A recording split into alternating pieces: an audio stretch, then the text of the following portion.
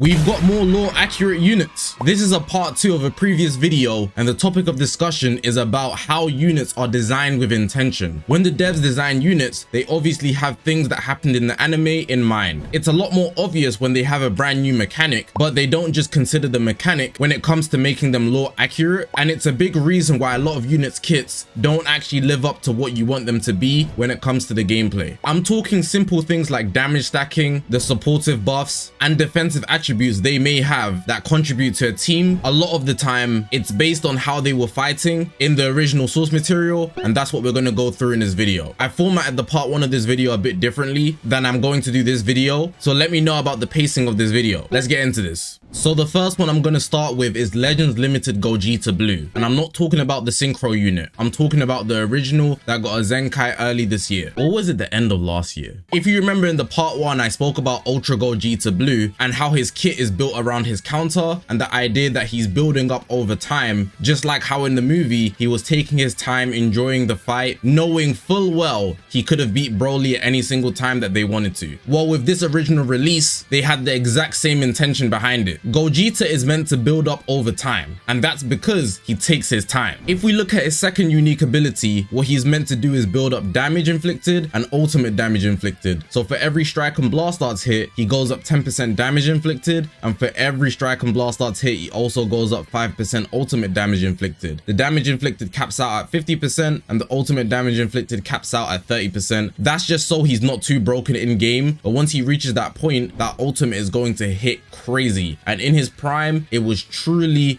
unmatchable. You put that in combination with his green card, the God counter. You guys know if any forward moving attack comes his way and he hits a green card, he's able to counter it and lock you in, and he also gets a major boost in damage inflicted, 50%. That is major, in combination with the fact that he already has a bunch of ultimate damage inflicted and base damage inflicted. Now what I'm reading to you guys is the pre-Zenkai. So post Zenkai, he only got crazier and all those numbers just got inflated to match the times of the meta. And you guys saw when he Zenkai'd, he was very useful. Maybe not for too long, especially with the release of Ultra Beast Gohan around the time, but clearly the counter is obviously taken straight out of the source material, and the kit design is based on how he took the fight on, toying around with Broly until he felt it was the right time to finish it off. Next we got Namek Goku, and there's not much to talk about here, but we're only going to talk about his post transformation when he reaches the legendary Super Saiyan status. This is a very early game unit. This guy's been here for years, and I'm going to talk about his pre-Zenkai kit, because that more than anything shows that they had definite intention when designing this guy's kit. So first, in his unique ability, he specifically gets a damage buff when there are 2 allies defeated. This is one of the earliest looks of a last stand unit, and we know Goku on Namek, he had Frieza in a 1v1 and absolutely slaughtered him. And simply based off the fact that his kit is so empty, based on how early he dropped in the game, the main thing about his kit is his blue card, and the blue card is the counter which we know. We've recently seen it with Ultra Super Saiyan 2 Gohan, and seeing it on him is just crazier for the times. But back then, we didn't even have tackles, so having this in the game made him truly top 1. Once he hits the blue card, if any sort of attack comes his way besides tap attacks, he will counter it, and the blue card will take priority, and you will hear the "you fool." It's made to do a large amount of damage, and nobody's meant to survive this. Especially when he's last stand, it's enough to take out a whole health bar with just 1 card. At that time, more than anything, because buff cancellation was not a thing, so every blue card is going to be at max power with no consequences on him. It's really hard to explain how toxic this guy was in his prime, but the design speaks for itself, especially when we didn't have a simple feature like tackling in the game. There was no way I was going this whole video without mentioning an Ultra Instinct unit. Today we're talking about MUI Goku, the mastered variant, and I can only imagine what they're going to do with the Ultra, with how accurate this guy is. So let's talk about the elephant in the room. It's nothing new. The Ultra Instinct mechanic is installed in this guy's kit. He's able to float around, and every single arts card, he'll simply just dodge it. You won't be able to hit him as long as he has some of his gauge filled. He needs 30% to dodge an attack. But in this case, he's not just dodging an attack, he's also going to give you damage if you try to hit him. And that's based on him having his gauge filled. So unlike Ultra UI, UI Sign, and Rev Sign, MUI Goku, for every art card that you send his way that consumes his gauge, he doesn't doesn't just dodge it, he's gonna reflect that damage, and then you'll be put into a stalemate. So he can't chain that damage he does into a combo, or he gets free damage on you, which can't kill you, which is fortunate, but that could put you at 1 HP, and in his prime, that was doing half health. Not even an arts card, and he's doing half health. That's dark. In addition to that, this is something that I didn't mention when I spoke about Ultra UI in the previous video. Ultra UI doesn't have it exactly the same, but MUI Goku just at the ceiling of Ultra Instinct. When there's a Dokabaki impact, he will immediately win that, so he doesn't have to do the time those taps. And as a result of that, it's a free combo for him, so he's gonna deal the damage that the time those taps gives, which at that time in his prime, it's a lot. And then he gets a combo on top of that. It makes sense, to be honest. He's meant to have Ultra Instinct mastered. You shouldn't be able to win a time those taps against him, and even if you did, at the bare minimum, it should be a stalemate. But he's mastered, so he's making sure he wins, not just draws like Ultra UI. And something that I think is very small, but it's very much attached to Ultra Instinct. Every single time he dodges an attack, his next art card will do 20%. So no matter what it is, if he vanishes into an ult, that will be 20% stronger. If he vanishes into a strike, it's 20% stronger. And I think that's what Ultra Instinct does all the time. It's always a counter attack. So you dodge into attack, and Goku was spamming that in every single sense. Very rarely did Goku in Ultra Instinct initiate an attack. Not to say he didn't at all, but I think it embodies the idea that you're meant to be playing evasive and passive to then get the upper hand and attack, which is a small detail, but I think it very much embodies the whole idea of Ultra Instinct very well. We've got Legends Limited Vegito Blue, the 2nd anniversary LF. You guys will know one of my favorite LFs, but the way he's built, he is very low accurate. Now, it's not anything major, but this is the type of thing where we look at their kit and we understand that the template for it is based on their fighting style and how they engage the battle. Vegito Blue in the future arc did not go all out instantaneously, as some people might claim that he was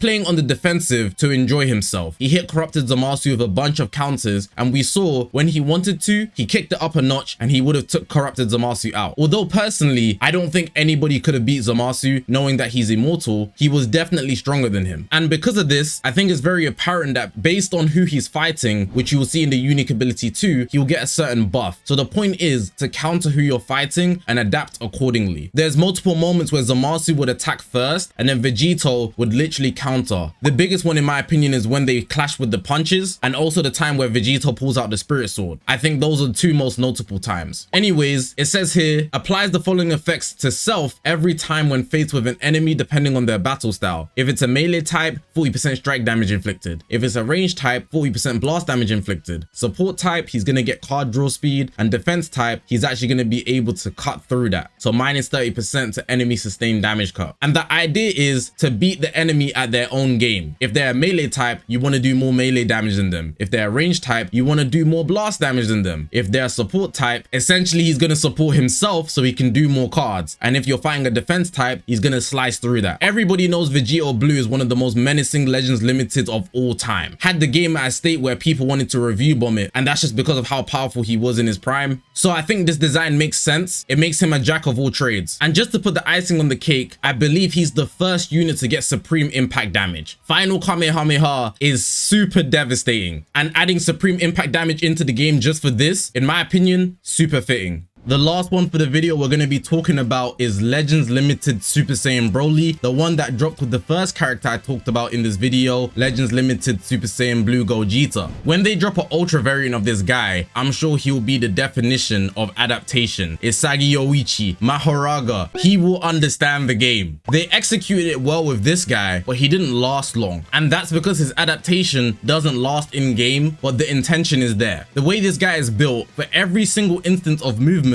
that you do, he will get stronger because he understands it now. Just like in the Broly movie, every single time Goku and Vegeta came at him, he came back with a lot more strength and power. It was almost unfathomable, you know, until Gogeta Blue said, I understand it now. If we look at his whole kit, starting with his unique ability 1, there are buffs for almost everything. First off, he hates Saiyans, and that's very apparent because he fought Goku and Vegeta alongside Gogeta. He also does extra strike damage inflicted against all characters except Saiyans, guess Saiyans have the best resistance to him, even though he also hates Saiyans, but I think that's a factor, so it just doesn't stack. And then there's 20% damage inflicted for almost everything. Every time he uses an art card, when he uses a vanishing step, and when the enemy ends their combo against him. The idea is to come back stronger every single time, but it only lasts for 10 timer counts, which is why Power Creep was able to hit him hard, because by the time he reaches his peak, it's almost as if everybody in the meta is Gogeta Blue. No matter how much he gets stronger, Gogeta Blue is just that. There's also some other buffs that kick in his unique ability too. The idea of him healing is there, extra damage inflicted when the enemy switches. So we saw when he fought Vegeta first, he wasn't that strong, but then it was Goku's turn after that, and Goku, not to say that he had a difficult time, but clearly Broly overwhelmed him after the fact.